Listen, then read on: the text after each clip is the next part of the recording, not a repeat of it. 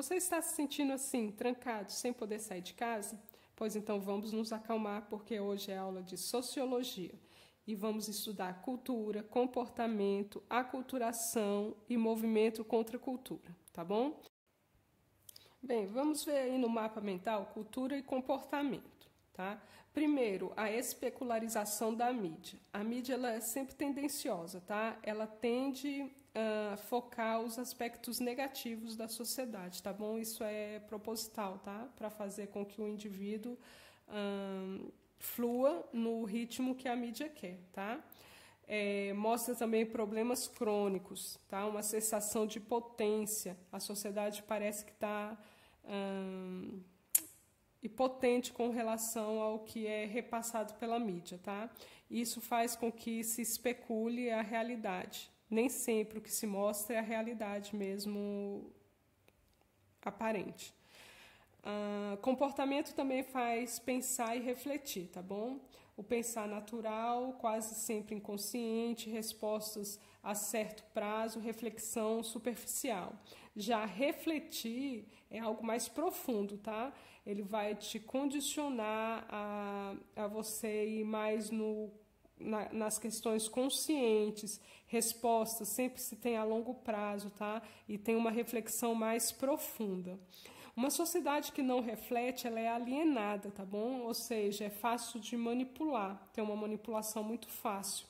E também a gente tem essa questão aí de comportamento, a massificação do indivíduo. O que isso significa? É um processo que, aparentemente, todos tendem a ser muito parecidos, tá? Por isso, mais massificação do indivíduo, tá? Ou seja, todos pensam quase da mesma maneira. Bem, diante desse processo aí que eu disse anteriormente, a gente vai ter a aculturação, contato e mudança cultural. Quando ocorre a aculturação? Quando dois ou mais grupos diferentes entram em contato direto e contínuo, e aí vai ocorrer um processo de aculturação, ou seja, troca de culturas, tá?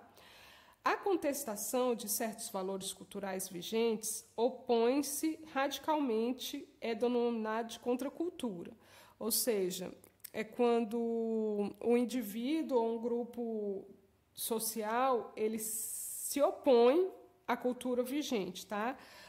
Os movimentos de contracultura ocorreram na década de 50, mais ou menos, tá bom? E a gente vai ver aí que essa contracultura foi muito forte no mundo todo. Dentro desse processo, a gente vai ter a questão da difusão. Ela pode ocorrer sem ameaça à cultura da sociedade receptora, quando a aculturação pode implicar na substituição das características culturais tradicionais por outra sociedade dominante, correndo a assimilação. Foi basicamente o que aconteceu com os índios, tá? Os indígenas no Brasil. Eles sofreram aculturação, mas foi de uma forma bem que forçada, tá? Essa cultura europeia foi forçada aos indígenas, tá? Já esse processo de assimilação é a transformação cultural que ocorre quando um grupo social minoritário ou subordinado abandona seus traços culturais distintivos e adota os valores e as formas de comportamento do grupo social dominante. Foi o que aconteceu com o africano, tá bom? Quando ele foi forçado a abandonar suas tradições, tanto culturais como religiosas, tá bom? Bom, então vamos entender um pouco mais sobre o movimento contra a cultura, tá? O que foi esse movimento?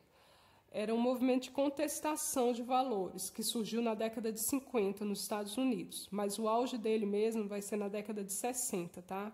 Eles tinham um lema, paz e amor. Vai ser também muito ligado ao movimento hippie, que a gente vai ver um pouquinho mais à frente, tá? Quem fazia parte e o que eles faziam, tá bom? Jovens intelectuais que valorizavam a simplicidade, amor, a natureza, buscavam a libertação de uma sociedade que, segundo eles, estava sendo engolida pelos valores capitalistas. Eles eram vegetarianos, budistas e liberais ao relacionamento, tá? Amoroso ou sexual. O termo ninguém é de ninguém vai surgir aí, tá? Na década de 60, contra a cultura nos movimentos hippies.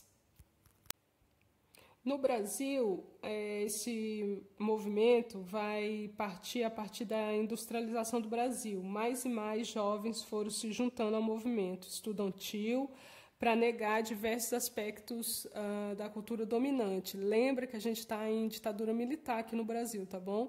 Então, esses jovens vão contestar o poder ditatorial, tá bom? E vão usar a cultura para ser um instrumento de contestação. A gente vai ter alguns exemplos aqui de movimentos, tá? A MPB e o movimento do tropicalismo. Tinha-se os festivais de música brasileira, tá? Que falavam muito bem sobre essa questão de contestação. E não esquecendo que a gente vai estar, como eu falei, no período de ditadura no Brasil, e a gente vai ter muita censura, tá? Censura aos meios culturais, música, filme. Então, os jovens aí vão se rebelar muito por conta disso, tá? Porque quase tudo vai ser censurado. E eles vão ter que achar mecanismos para driblar essa censura, tá? Bem, dentro da contracultura, a gente teve a geração Beat, pessoas que contestavam os valores culturais vigentes, opondo-se radicalmente a eles. Era um grupo de poetas intelectuais, tá, que faziam essa oposição.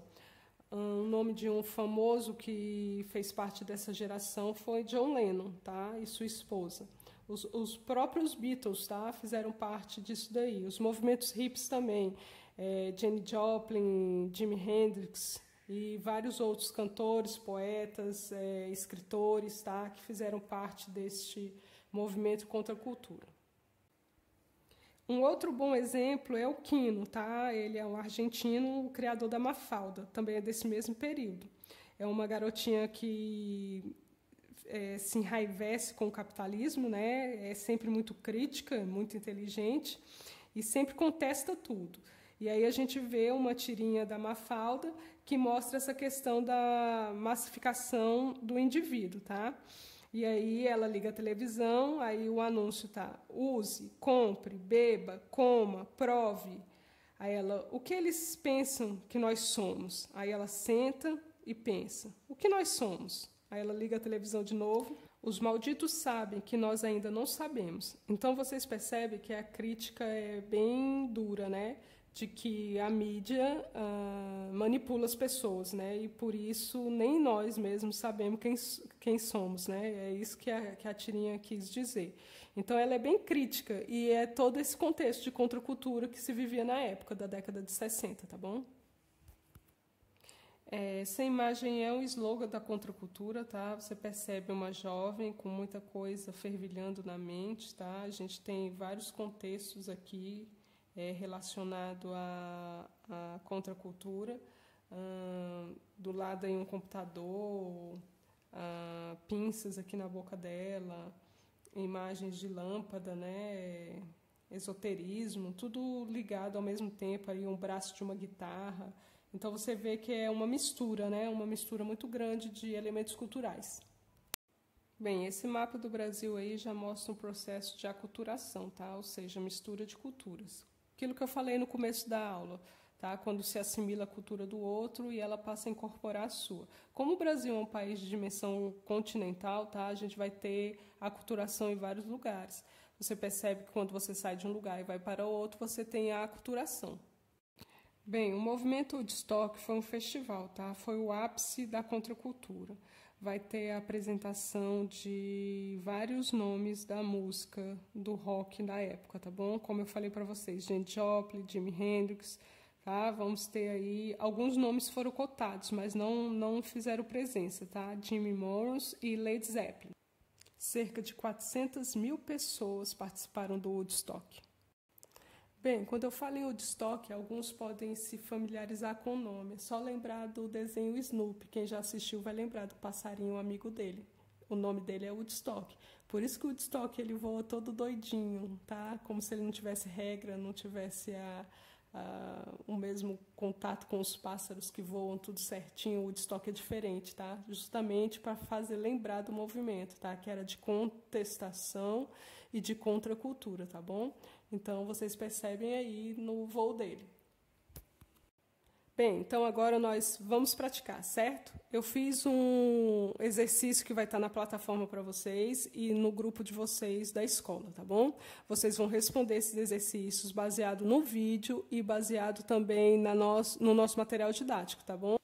No capítulo Aculturação e Contracultura, tá bom? Espero que tenham gostado da aula, bons estudos e até a próxima!